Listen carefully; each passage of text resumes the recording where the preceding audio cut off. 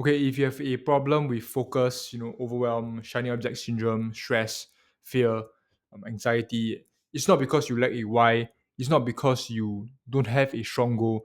It's also not because you have a poor environment, but it's because you don't know how to recognize patterns. And in this video, I'm going to show you how to overcome these negative cycles and achieve your personal and your professional goals, and how I've used this to scale my own business to over 70K per month. Right? And to make this work, you only need two tools: a Google Form and the Google Form connected to a Google Sheet, so that you can kind of process all the data and kind of make a good decision on that data. Number one is awareness. So every single time you catch yourself in a moment of hesitation, procrastination, overthinking, self doubt, imposter syndrome, or whatever the negative loop is, right? You need to submit a damn form. Just do that for me, right? Don't go and like do anything else. Just submit the form. And when you submit the form, you don't want to judge yourself and get all stressed out when you fill up the form, right? Before I even say the questions, I want to say this, preface this way before. Just record the damn form, and then you see why. Okay, so these are the questions that you need to answer when filling up the form. Number one, what was the trigger? Number two, what did you tell yourself?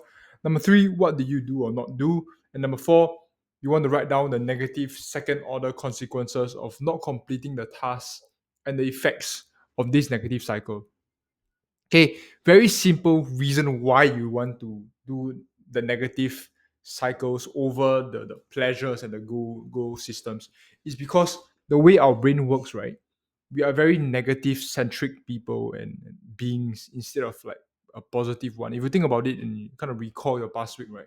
When was the last time you can remember that you did something that was good versus the last time that you remember that you did something that you was up to your standards or up or subpar, and something that you were very disappointed of? Chances are you can remember three times more things that are negative as compared to what was positive, right? So that's the way our brain works. And I do believe that our brain is more motivated by pain rather than pleasures. So just if you were to just really think about it, right? You can, a lot of gurus talk about how you can, or then sit down and reflect on your why, your vision about how you're going to succeed, how you're going to how your business will be like when you have reached like 100K per month, a million a month, and stuff like that. But that's not the way it works, right? You don't, if it's not you right now, you can't feel anything. You can't feel the pleasures, and the pleasures doesn't really motivate you that much. You can just be like, ah, it's fine. I can do it another day. But if you were to think about the negative second order consequences, like for example, if I don't do my task, then I won't do my next task. I will give myself opportunities to procrastinate, and then down the road, I will just start becoming more lazy. The business will fail. The business will fail. I will have to go back to 9 to 5, and once I'm back in my 9 to 5 job, then I will have to report to a boss again. I won't have time for travels, blah blah blah, so and so forth. Let's go deeper from that. I won't get to work with the people I enjoy. I won't get to serve clients. I won't get to have time, location, and financial freedom.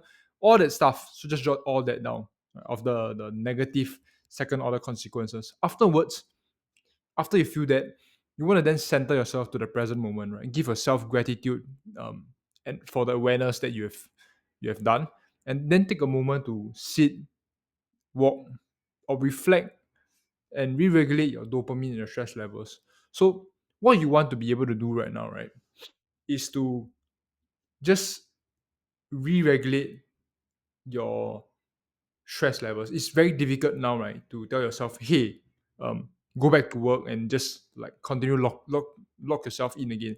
Because if you have made that mistake once, chances are you are prone to making that mistake again because your dopamine levels and your stress levels are high right now.